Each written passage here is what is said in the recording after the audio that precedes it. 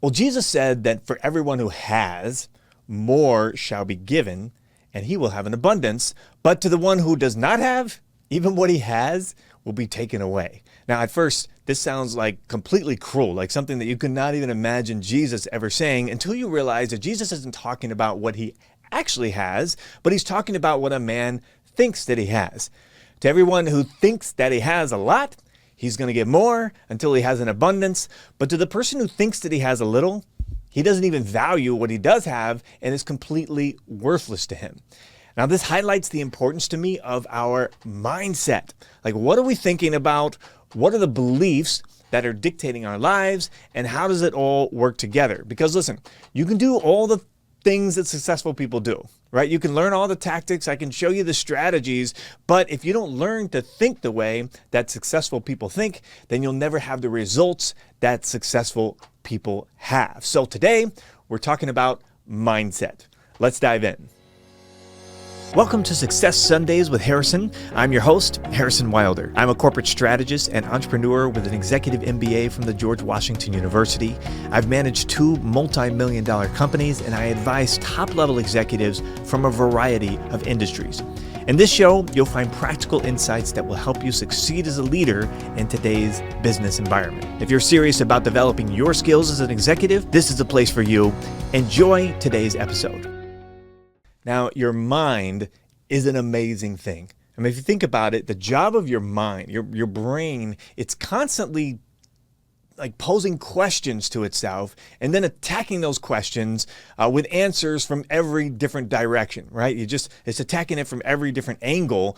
Have you ever stopped to just listen to your mind for a minute? Like all the things going on inside of your brain. It's a crazy place, right? Because you've got 5 different points of view and you think, well, what about this? Or what about this? Or if this happens, this, and that's the job of your mind. It's developed as this like computer that just keeps going and going and going, asking questions and then answering it from every different angle. And hey, look, you can take some comfort in the fact that you, like who you are, is not your mind. Your mind is a tool that you can access, right? This computer that's constantly running that you're able to access. Those thoughts, like every thought that comes through your mind, it's not you, right? They're not your thoughts. They're just a computer at work that's doing its job. You're the person who is able to observe those thoughts. You're the person who's sitting back paying attention to what it is going on in your mind. And then you're the person who can decide which of those thoughts that you really want to dwell on, that you want to take and make them your own. Right? My wife described it like a spaghetti strainer on the top of your head, right? You ever have a spaghetti strainer and you drop the spaghetti and the water in there and it filters out all of the water and just leaves the spaghetti? Well, you are the person, you are the strainer. You're the person who gets to decide which of these myriad of thoughts that are going on inside of your mind that you want to own, that you want to meditate on, that you want to really, let take root inside of you. Right? So that's a good understanding of the mindset that you are setting the mind. This is what mindset is. It is setting the mind in a particular direction. And of course, there's an element of discipline to this. And I think most people, when they think about mindset, they're thinking about discipline, right? I'm going to force myself to only think these kind of thoughts, and I'm only going to receive this. And there is an element of discipline to this, but I'm going to show you today a much more powerful way of tackling mindset that's much more powerful than discipline. Like discipline might be controlling individual thoughts yourself, on purpose, a lot of self-control. But if you can work on your beliefs and you can develop healthy beliefs, well, then you've got your subconscious is going to automatically be programmed to filter out the thoughts that are not serving you very well all on its own. If you can develop the right beliefs, your mind is going to filter all the thoughts that don't align up with that belief. Have you ever met a true believer, on any subject, like someone who is a true believer? When you run into a true believer, they can't be reasoned with, right? There's nothing that you can share with them that's going to like change the way they think about something because they believe a certain way. They will filter out all the evidence to the contrary, right? All the thoughts, all the experience and things that you can bring to it. They can't be swayed because they are a true believer. So once you become a true believer in a belief that is serving you really well, any evidence that introduces itself to the contrary is just going to be filtered out, and you're only going to be allowed to receive those beliefs that are serving you, or those thoughts that are serving you well and are in alignment with beliefs. But here's the cool thing about beliefs is that to the extent that your beliefs are aligned with the truth about the way the world works, like the principles that govern the universe, if your beliefs are in alignment with that, then you're going to be working towards success, right? Your beliefs are going to be serving you well. You're going to start to experience success in that area of your life because your beliefs are aligned with the way the world actually works. But to the extent that your beliefs are at odds with the principles that govern the world, then your beliefs are working against you, right? And the thoughts that you're meditating on are actually going to work against success in your life. It's really easy to see that when you look at natural laws, right? If you attempt to run your life not cooperating with the natural laws of the universe, then you're going to find yourself not experiencing success and quite possibly dead, right? If you go and jump off of a cliff because you think you don't believe in gravity, well, you're going to have some problems on your way down, right? But if you can understand how the natural laws work and cooperate with them, then you can do all kinds of great things, and you can experience success in life. People have learned to fly, and all the things that we can do by cooperating with the natural laws. Well, it's the same way with the principles, the more spiritual things that govern the universe that we live in. When our beliefs align with it, we can experience success in life.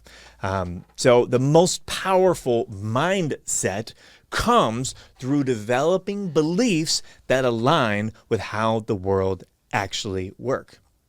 Now, I want you to think about this for a second, because I'm hoping this is an empowering idea for you, that you get to choose what your beliefs are, right? Maybe you've had beliefs in your past that are not serving you very well. Maybe you've been taught these things growing up, and you've been taught you're supposed to believe a certain way, but you actually can decide to believe differently.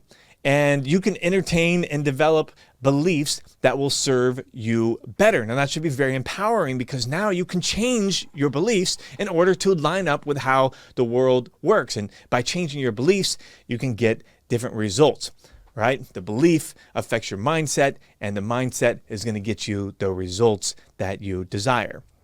So how do you know if your mindset needs an upgrade? How do we determine? Is there a grading system? How do we know if our mindset is good or bad? And I would say this, that the truest assessment of your mindset is the results that you're experiencing in your life. Are you experiencing the life that you want to experience? If so, then I'd say that your mindset is serving you very well. If you're not experiencing the life that you want, then I'd say that there are new beliefs that you could develop, or beliefs that you could adjust or change, that will serve you better. Henry Ford was famous for saying that whether you think you can or think you can't, you're right, right? Your belief is going to determine your actions, and therefore the experience that you're having in life. So that's the first assessment: is what is the experience you're actually having in life, and that will determine if your beliefs are serving you well, you're having the experience you want. If they're not, then in that area you might entertain an upgrade to your beliefs that can affect your mindset. Here's the other thing that you could also look at is pay attention to your nervous system, right? Are you anxious about a lot of things? I've noticed, in areas of my life where I've experienced more anxiety than others, that if I really dig down into it, I've got a belief. There's some story I'm telling myself about the world around me and what different circumstances mean that is causing me to have anxiety. It's causing me to become paralyzed, causing me not to move forward in my life in that area. And so I've learned that, if I'm experiencing anxiety, if my nervous system is telling me, that I'm anxious, well, then there's a belief that I have that could be adjusted in order to serve me better. So we can look at both the experience in life and also our nervous system, like how much anxiety we're experiencing in life. So sometimes we think that, and I'm often guilty of this myself, that I can expect that my anxiety will leave once my circumstances change, right? And a lot of times we think, oh yeah, well, when I finally get out of this situation, then my anxiousness is going to calm down. But the truth of the matter is that it is actually the opposite. We can adjust the beliefs, we can adjust the story that we're telling ourselves about how the world works, and then the anxiety will go away. And then the circumstances will be changed. It's actually our mindset that is determining the circumstances that we keep finding ourselves in, but we can make that adjustment and turn it around. So we change the belief, then the anxiety will go away and the circumstances are changed. It follows. I guess all of it kind of drills down to the question of like, is it even possible to change your mindset? Like, can you change these beliefs? Can you experience a different mindset and a different life than the one that you're experiencing now?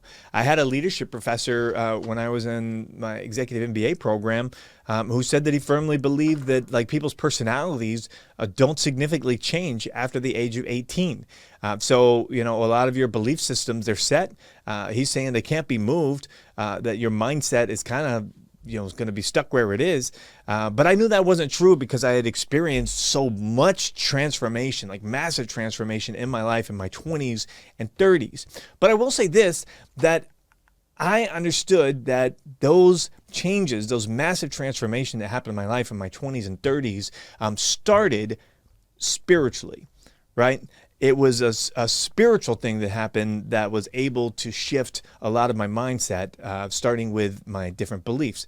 So like if you think about like the typical approach to mindset, and we think about like discipline, controlling your thoughts, a lot of that is what you might call self-control, right? Well, self-control is listed in the Bible as a fruit of the Holy Spirit. It's one of the 9 fruits that you get in the Holy Spirit. So self-control is something that happens as a result of a spiritual work that's going on inside of you. So like you can experience self-control along with all of the other fruits of the Spirit, joy, peace, patience, love, all these things you can experience, but it's the evidence of the work of the Spirit inside of you. So when you attack these things spiritually, then you can have the results that you want. But if you just try to tackle like self-control by itself, you're just like, I'm going to have self-control, or I'm going to control my thoughts. Well, man, you're going to find that to be very difficult. And the belief itself is spiritual more than it is anything else. Your beliefs about the world and how it works, these are spiritual convictions, right? This is faith. This is, your understanding of how the universe works. These are spiritual things. So when people ask me like, where do you start? Where do you begin with changing your mindset? Let me save you some years of frustration. Don't try to discipline yourself to better mindset. That is so frustrating, so difficult. If you want to experience real profound change in your mindset, then address it spiritually first.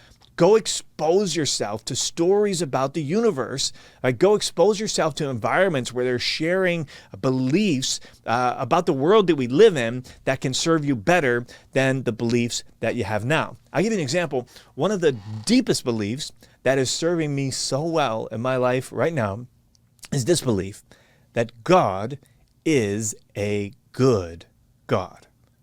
Right? It's a simple belief. Somebody else could believe something very different. But by believing that God is a good God, I'm finding this to be serving me really well. Look, I am a true believer in God being a good God. I can't be reasoned with about this, right? You can share with me all kinds of evidence to the contrary, but because this is a belief that I have anchored in my life, I just filter it all out, right? I am a true believer that God is a good God. And that belief is serving me extremely well. It's creating the experience that I'm having in my life, right? And equally, there are those who believe that they question God's goodness, right? They're constantly wondering if God is really good. Maybe God is a awful God. Maybe he sent us, here to punish us. Maybe he hates us. Maybe God is a bad God. And that belief is informing the way that they are experiencing life.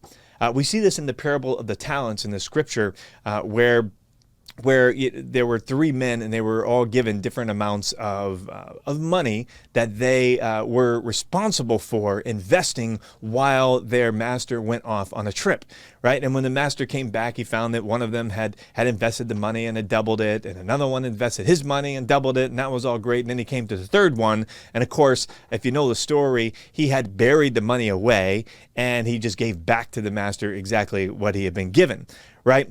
And he told him while he did this, he said, I believed, right? Say believe. I believed you to be a wicked and harsh master, so I buried what you gave me, and here's your money back, right? His beliefs about his master, about whether he was good or bad, informed what he did with his money, with the talents that were given to him. And so it's just the same for you and I, right? We live our lives according to the beliefs that we have. And if we believe that God is a good God, then we know that the whole thing has been designed to work in our favor. We know that we can go out and invest, and we're at no risk of losing. We're at no risk of failing, permanently. Like if we fail, we're failing forward, because God is a good God. He's orchestrating everything together to work in your favor for your good, right? So that belief is informing your experience in life. But if you believe God to be a wicked and harsh master, then you're going to go hide your talents. You're going to try to protect yourself, and then when it comes time to have an accounting, you're going to tell God what you think about him, right? So what if we could cultivate beliefs that would serve us better? And as an example, one of those is that I believe that God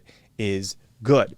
So you can control your mindset instead of by discipline, instead of by trying to do self-control to control your mindset. You can expose yourself to environments that are going to focus on stories that serve you well, that are going to help you cultivate beliefs that serve you well, and remove yourself from the environments that are causing you to focus on negative stories, that are causing you to create negative beliefs that are not serving you well. Another example is our community that we have, our business community that my wife and I have set up. Man, I love to see people come into our 5-day challenge and into our workshop and just into the environments that we create. And all of a sudden, they begin to take on beliefs about business and beliefs about what they're capable of that they didn't have before they came in. They believe one thing before they got into the environment. They experience a transformation by being in that environment, and they come out believing that, man, I have a gift. I have something that I can share with the world. I can serve other people, and they go out and bring their offerings to the marketplace with a firm belief that they can experience 6-figure days and 7-figure days.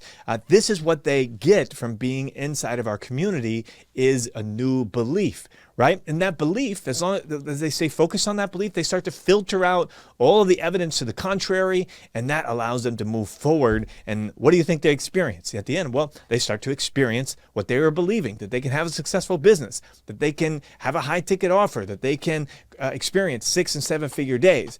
So they have cultivated this belief, and then it is causing the experience of life to be different. Well, listen, we don't like to end any of these episodes without giving you a success challenge of the week. This week, here's what it is. Look, I know you wanna cultivate a healthy mindset, right? And if you've been listening to what I'm saying today, you understand that it comes back to the beliefs that you have, and those beliefs can be informed, like they can be developed by immersing yourself in environments that support healthy believing, right? So that's a success challenge for this week. Go immerse yourself in an environment of hope. Go immerse yourself in an environment where there are stories of goodness that are happening.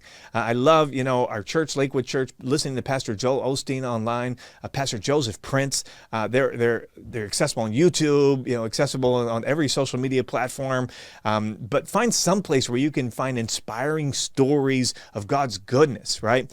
God's goodness working in other people's lives, and really soak in that thing, and you're gonna find yourself starting to build a belief system that is going to serve you so much better. And listen, if you do this, then I know you're going to find a shortcut to a better mindset, right? A shortcut, like not self-discipline, not trying to use self-control, but the shortcut to getting in there, developing beliefs that are going to serve you and give you a better experience in life. So there's your success challenge for this week. And listen, do you have any questions on this that I can help you with or anything else?